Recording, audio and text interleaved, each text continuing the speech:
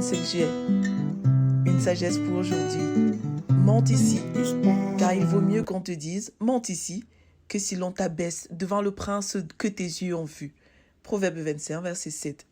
Ce verset fait suite au verset précédent où le sage appelle ses auditeurs à l'humilité et à l'effacement lors des grandes cérémonies. Dans ce verset, il est beaucoup plus question de deux choses.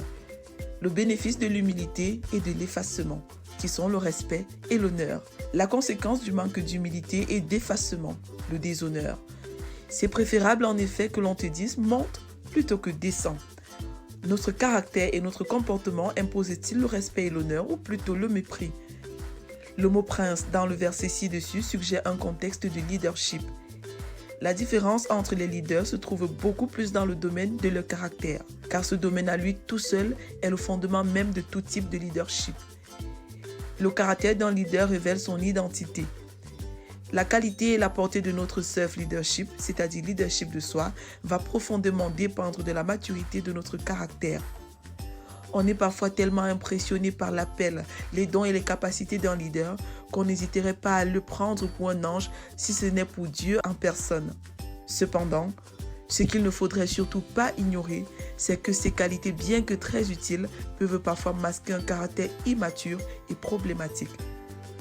Plus un leader est élevé en position, plus son caractère doit grandir. En effet, si notre caractère n'est pas à la mesure de notre position, la conséquence va se faire sentir.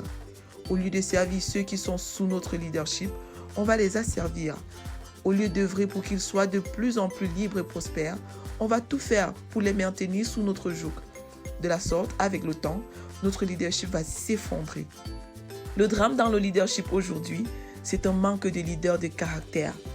Que ce soit dans nos familles, dans nos églises, dans nos entreprises ou dans quelques autres sphères de nos nations, nous avons besoin de plus en plus de leaders de caractère. Car ce sont de tels leaders qui peuvent garantir un leadership durable et bénéfique pour une transformation véritable et durable. Jésus dit « Qu'il n'en soit pas de même pour vous, mais que le plus grand parmi vous soit comme le plus petit, et celui qui gouverne comme celui qui sert. » Luc 22, verset 26. Jésus fit cette réponse à ses disciples pour leur donner de comprendre que la véritable grandeur dans le leadership ne se trouve pas dans la position de l'autorité formelle, mais plutôt dans le caractère et le service. Vérité. La véritable grandeur dans le leadership se trouve dans le caractère humble et serviable. Application. Grandir dans l'humilité et dans l'esprit de service. Promesse. C'est pourquoi celui qui se rendra humble comme ce petit enfant sera plus grand dans le royaume des cieux. Matthieu 18, verset 4. Prions ensemble. Père, fais-moi connaître, fais-moi croître sans cesse dans l'humilité et dans l'esprit de service. Au nom de Jésus, Amen. Lecture pour aujourd'hui.